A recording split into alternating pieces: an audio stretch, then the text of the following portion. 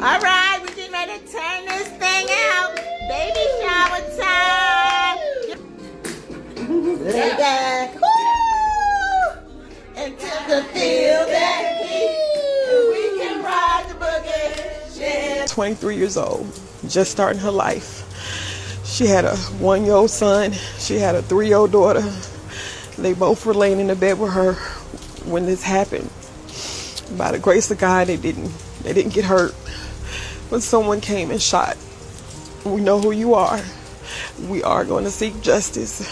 They are looking for you. Everyone's looking for you. You killed and took an innocent woman and an innocent baby. And it's no coming back from that.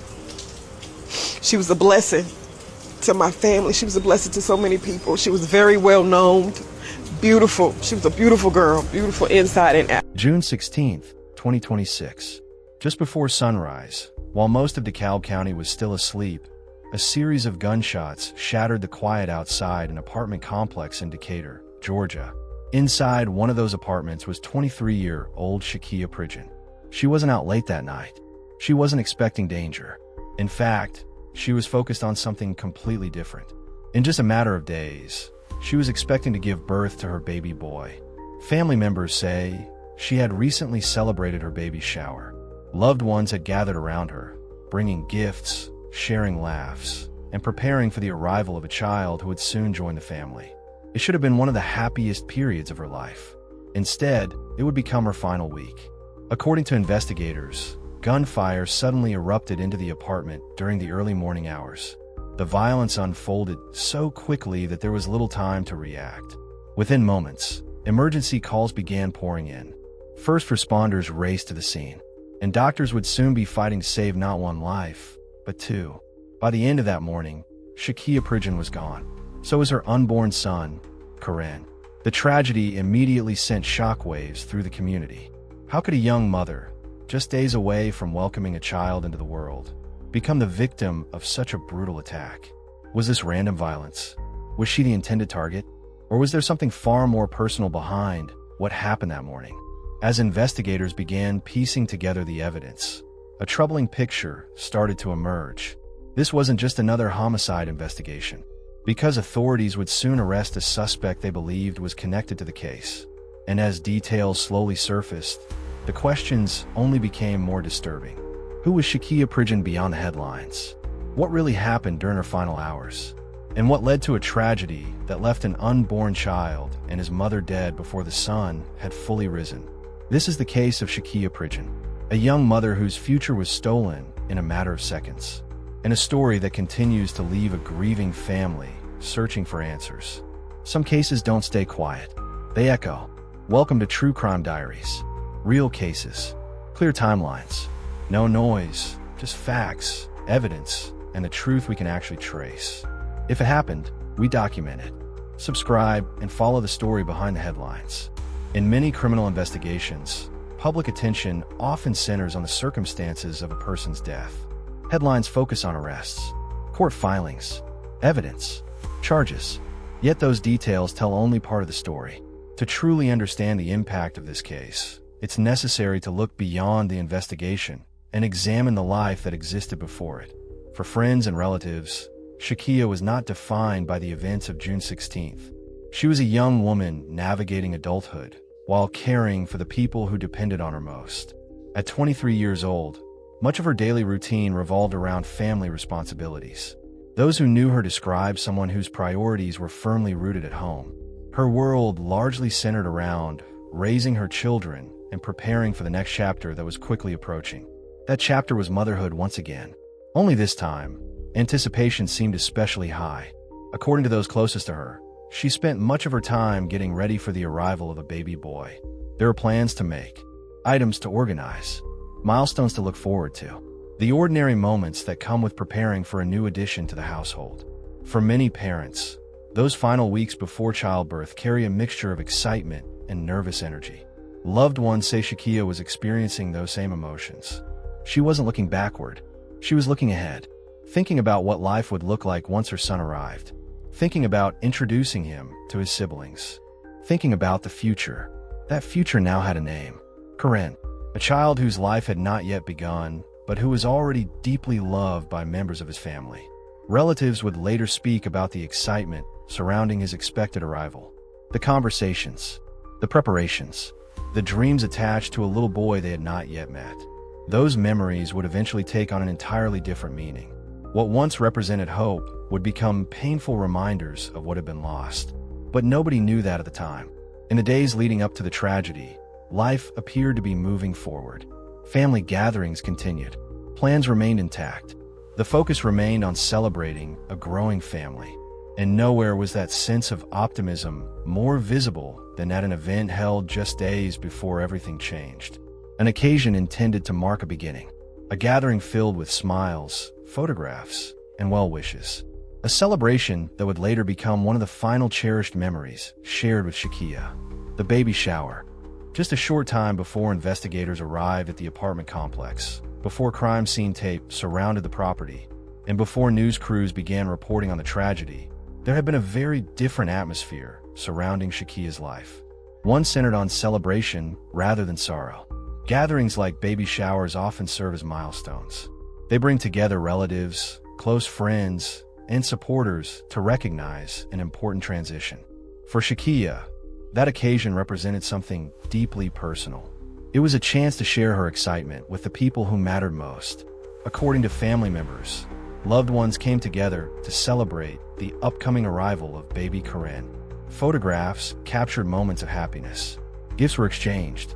Conversations revolved around newborn preparations and future plans. For those in attendance, it felt like the beginning of a promising new chapter. Nobody present could have known how significant those memories would soon become. In hindsight, family members would return to those photographs repeatedly, not because they documented a special occasion, but because they unknowingly preserved some of the final joyful moments spent with Shakiya. Looking back now, the contrast is difficult to ignore. Only days separated that celebration from the violence that would later dominate headlines. Days, not weeks, not months, days. The decorations would eventually be packed away. The gifts intended for a newborn would remain untouched. The excitement surrounding an anticipated birth would give way to grief no family expected to endure. As news of the shooting spread, many who had recently celebrated alongside Shakiya struggled to comprehend what had happened. The same woman who had been smiling among family members was suddenly gone. The same child everyone had been preparing to welcome would never make it home. For investigators, however, another reality was beginning to emerge. Behind the scenes, detectives were carefully examining physical evidence collected from the scene. And while family members mourned, law enforcement personnel were attempting to answer a crucial question. Was this an act of opportunity, or had someone intentionally selected this target? The distinction would become incredibly important. Because as specialists processed the apartment and reconstructed the sequence of events, certain observations began drawing their attention. Observations that suggested the attack may not have been as random as it initially appeared. If that assessment proved accurate, then someone out there likely knew far more about the victim than investigators first realized. And that possibility would dramatically alter the direction of the case. The investigation was about to enter an entirely new phase. While relatives were grappling with devastating news, detectives were focused on reconstructing a timeline. Every investigation begins with a basic objective: establish what happened, determine how it happened, then identify who may have been responsible. The process often requires patience. Sometimes answers emerge quickly. Other times, they remain hidden for months or even years. In this case, investigators immediately began scrutinizing the physical evidence left behind. The apartment became the center of intense examination. Crime scene technicians carefully documented the area. Measurements were taken. Photographs were collected. Evidence was cataloged. Nothing was considered too minor to evaluate. As specialists worked through the scene, attention turned toward the apparent path of the gunfire. Detectives wanted to understand where the shots originated, what trajectory they followed, and whether the evidence revealed anything about the person's intentions. Those findings would become critical, because understanding the attack often provides insight into the attacker. Authorities have not publicly disclosed every detail uncovered during their investigation. However, Information released in the aftermath suggested investigators were looking closely at circumstances indicating the victim herself may have been the focus. That distinction mattered. A random shooting presents one set of possibilities. A targeted assault presents another entirely. If someone specifically intended to reach Shakiya, detectives needed to determine how much knowledge that individual possessed. Did they know the apartment layout? Had they visited before? Were they familiar with the routines of those living inside? Could they have known exactly where people were located when the shots were fired? Questions like these quickly became central to the case. Investigators also worked to establish who had recent contact with Shakiya. Friends, relatives, acquaintances, anyone who may have information capable of explaining what happened. As leads developed, detectives began piecing together a clearer picture of the victim's relationships and daily life. Each interview added another piece to the puzzle. Each new detail helped narrow the scope of the investigation. Meanwhile, outside the apartment complex, public interest continued growing. Community members wanted answers. News outlets closely followed developments. Many wondered whether authorities were dealing with an unknown gunman still at large. That uncertainty wouldn't last long, because behind the scenes, investigators were already moving rapidly. Evidence was being analyzed. Information was being verified. And before long, law enforcement officials would announce a development that dramatically shifted the course of the case. A suspect had entered the picture, and according to authorities, this individual was not a stranger to the story. For much of the public, the investigation seemed to move with remarkable speed. As community members searched for information and loved ones struggled to process an unimaginable loss, authorities were already pursuing significant leads. Then came a major announcement. Later on June 16th, law enforcement officials revealed that an arrest had been made. The individual taken into custody was 26-year-old Devin Anthony. News of the arrest immediately shifted public attention. The discussion was no longer focused solely on what had occurred. Now attention turned toward a different question. What connection, if any, existed between the accused and the victim? According to authorities, Anthony was booked on multiple serious charges connected to the deaths of Shakiya and her unborn son. The allegations included murder-related offenses, feticide, aggravated assault, criminal damage to property, and weapons-related charges. The announcement brought a measure of relief to some members of the community. Many had feared that whoever was responsible might remain unidentified. However, the arrest did not bring closure. Instead, it introduced an entirely new layer of complexity. Because as details slowly emerged, family members began speaking publicly about what they believed investigators had uncovered. Several relatives alleged that Anthony had previously shared a personal relationship with Shakiya. Reports also indicated that family members believed he was the father of baby Corinne. Those claims generated enormous public interest. If accurate, they potentially transformed the narrative from a seemingly unexplained act of violence into something much more personal. Yet important questions remained unanswered. Authorities were careful with the information they released. Investigators did not immediately disclose every aspect of their findings. Court proceedings had only begun. Evidence would still need to be examined within the legal system. And under the law, criminal charges are allegations that must ultimately be proven in court. For detectives, however, the arrest represented only one stage of the process. Making an arrest is not the same as establishing a motive. Understanding why something allegedly happened can sometimes be more difficult than determining who was involved. That challenge now stood at the center of the case. What circumstances led investigators to focus on Anthony? What evidence connected him to the shooting? And perhaps most importantly, what reason could possibly explain an attack that claimed the life of a young woman and the child she was preparing to bring into the world? Those questions would soon become the subject of intense scrutiny, because as family members shared their perspective and additional information surfaced, attention increasingly shifted toward the possibility of a motive. And that is where the story becomes even more complicated. When a tragedy of this magnitude occurs, one question almost always rises above all others. Why? Why would a person nearing one of life's most significant milestones become the focus of such devastating violence? Why would an unborn child lose the opportunity to experience the future that had been waiting for him? And why did investigators believe this incident unfolded the way it did? Those answers are often among the most difficult parts of any criminal case. Get to new developments now. The search is over for the man accused of killing a pregnant woman and her unborn child. Police say this man, Devin Anthony, pulled the trigger. The shooting happened early Tuesday morning at an apartment complex on Pepper Tree Circle in DeKalb. Channel 2's Tom Regan joining us live there. And Tom, you found out new information about the suspect's background, including a past arrest and conviction for another killing. Yeah, George, more on that in a moment, but clearly this was a targeted shooting. Take a look at all the bullet holes in this bedroom window. We counted at least 10 shots. Police say the man under arrest fired a flurry of shots through this window early yesterday morning, striking this pregnant mom and her unborn child. They later died. Miraculously, two of her other children who were sleeping beside her weren't hurt.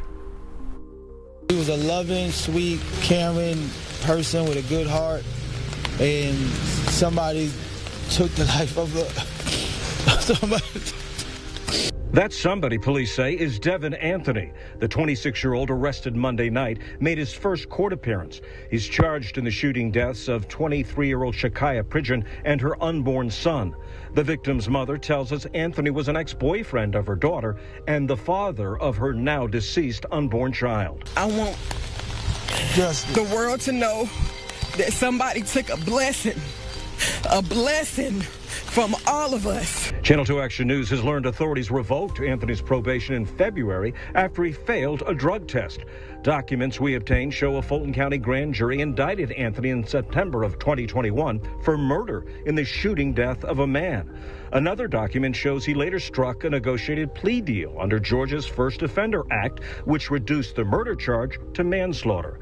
A judge sentenced him to 20 years, 11 months to serve, and the balance of 19 years on probation. Shakiya's family spent the day making funeral arrangements for her and her unborn child. They say Anthony should never have been released, given his violent criminal history. He got a second chance. Shakiya doesn't get a second chance.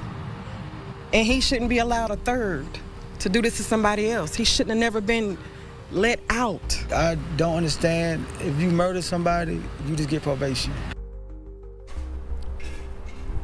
A judge today denied Anthony bond. We reached out to the Fulton County DA's office for a comment on his prior conviction, but have not yet heard back. A GoFundMe has been set up to help this family with funeral arrangements. You can find out how to donate at WSBTV. Physical evidence can establish timelines. Digital records can reveal movements. Witnesses can provide observations. But motive exists inside the thoughts and decisions of another human being, an uncovering that can take far longer. In the days following the arrest, public interest intensified as additional information began circulating through news reports and statements from relatives. Many people attempted to understand the nature of the relationship that allegedly existed between the accused and Shakiya. Family members publicly shared their belief that tensions may have existed prior to the shooting. Those statements generated widespread discussion. However, it is important to distinguish between what has been publicly alleged and what has been formally established through court proceedings. At the time of this recording, prosecutors continue building their case, and not every detail has been presented in a courtroom setting. What is known is that investigators believe they had sufficient evidence to pursue serious criminal charges. Beyond that, many aspects remain part of an ongoing legal process. Still, certain circumstances caused observers to ask difficult questions. The timing, the location, the expectation of a child arriving soon. Taken together, those factors led many people to wonder whether underlying conflicts may have existed beneath the surface. Unfortunately, situations involving interpersonal disputes can become increasingly complicated when emotions, responsibilities, and future obligations intersect.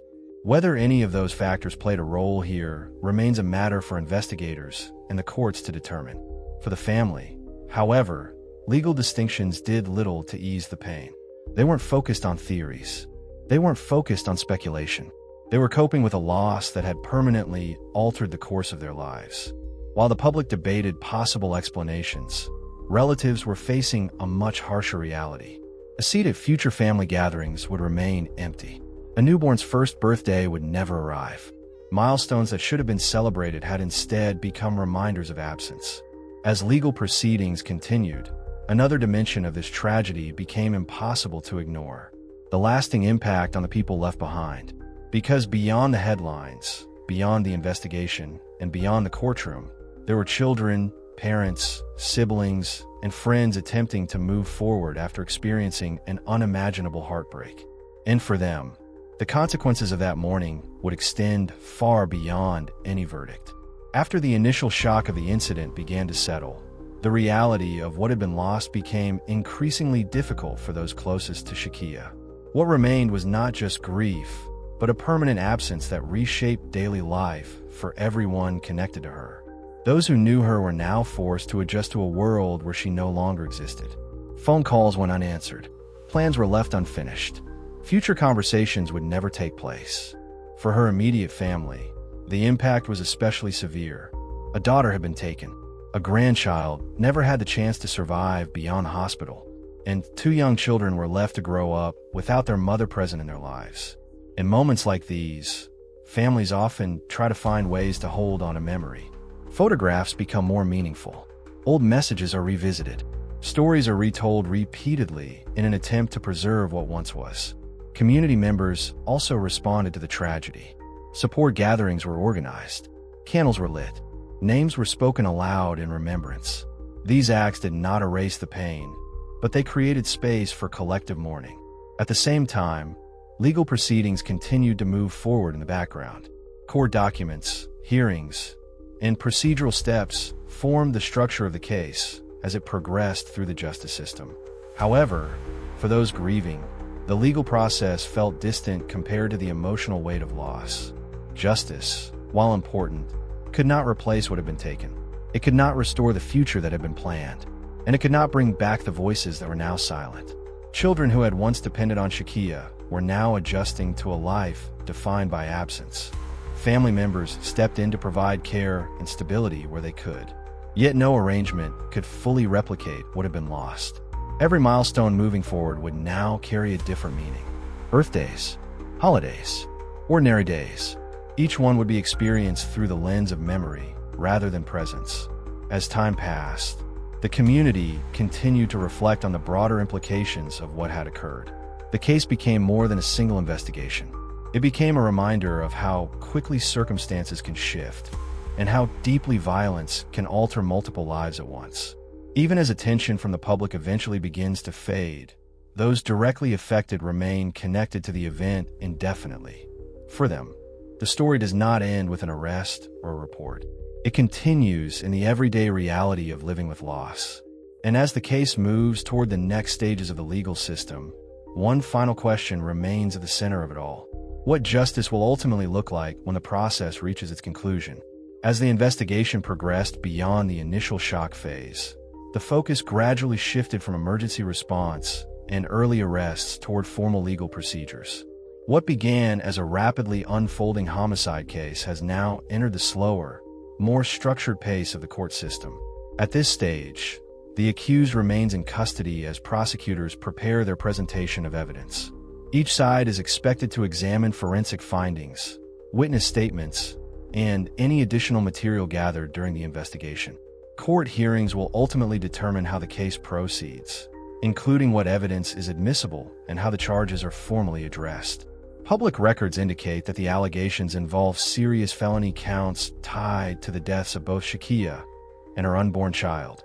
However, the judicial process has not yet reached a final outcome. That distinction is critical.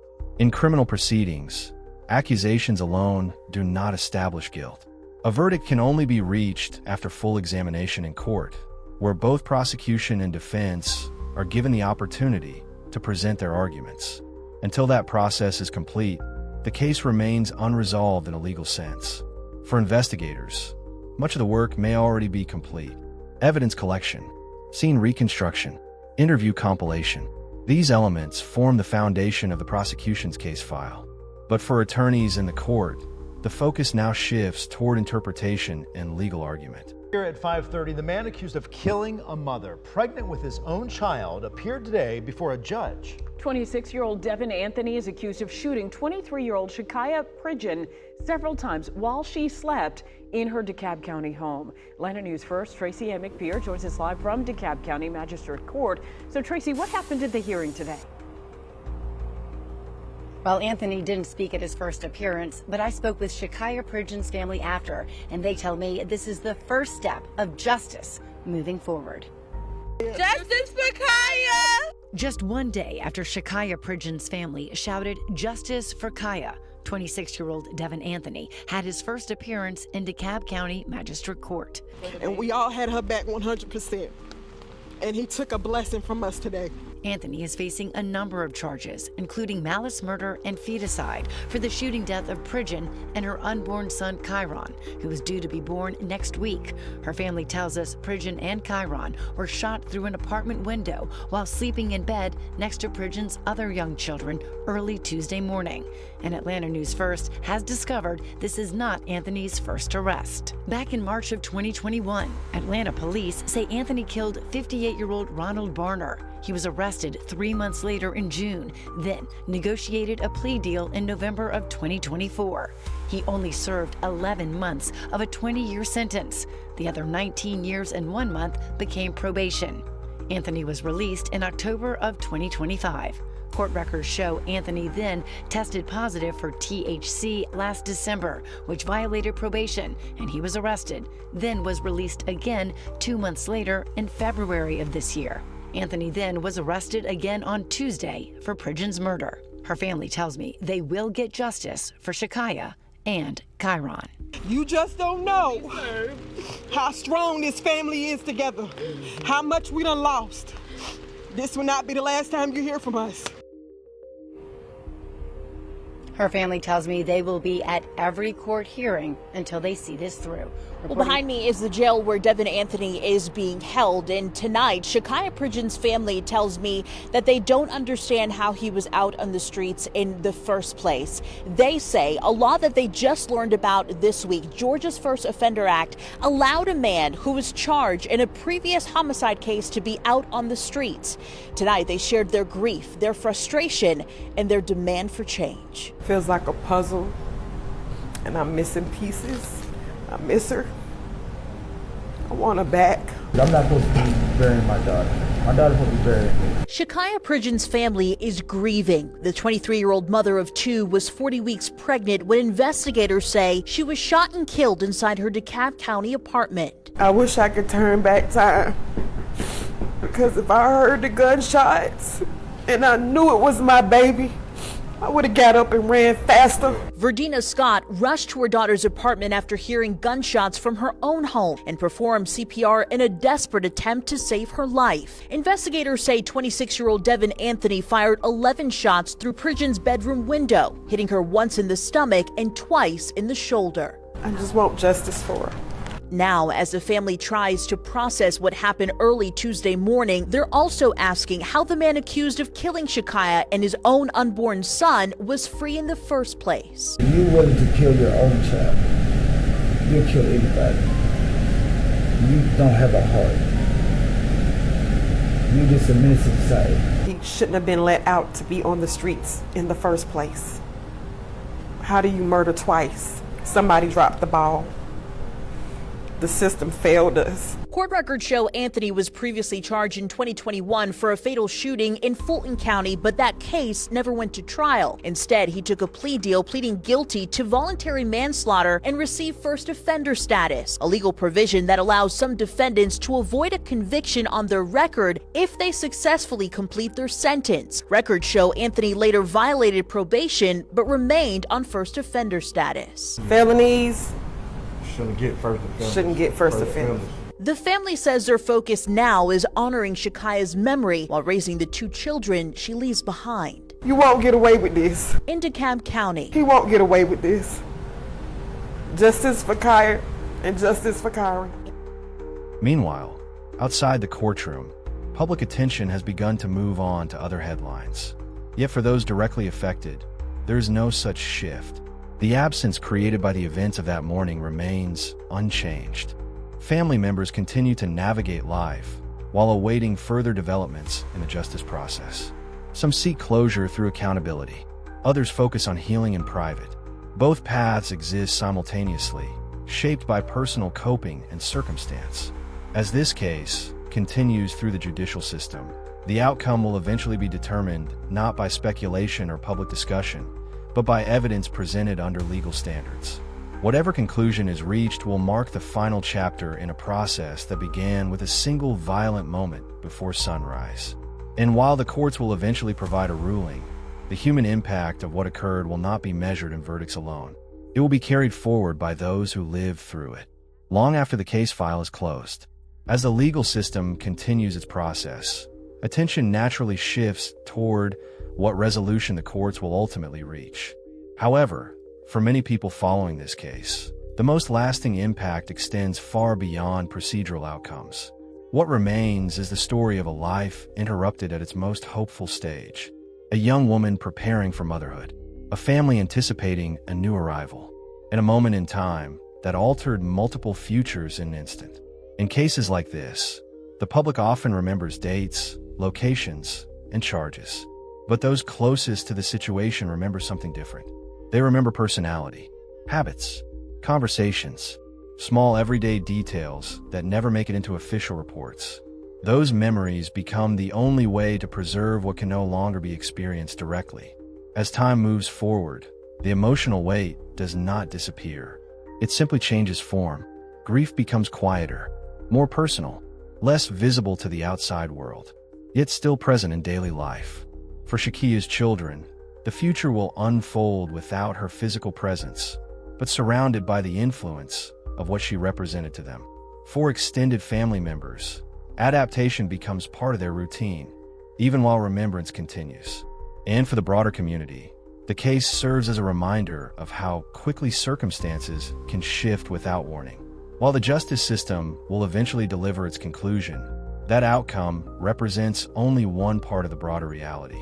The other part is lived privately by those left behind. In the end, this story is not defined solely by the investigation or the courtroom proceedings that followed. It is defined by the absence created in a single morning, and by the people who will continue carrying that absence forward long after the case itself leaves the headlines. That concludes today's case, but the investigation is still ongoing, and many details will only become clearer as the legal process continues in court. At True Crime Diaries, our focus remains on verified information, official records, and updates from credible sources as cases develop. If you found this breakdown helpful, consider subscribing, liking the video, and turning on notifications so you don't miss future updates on ongoing cases. Thank you for watching.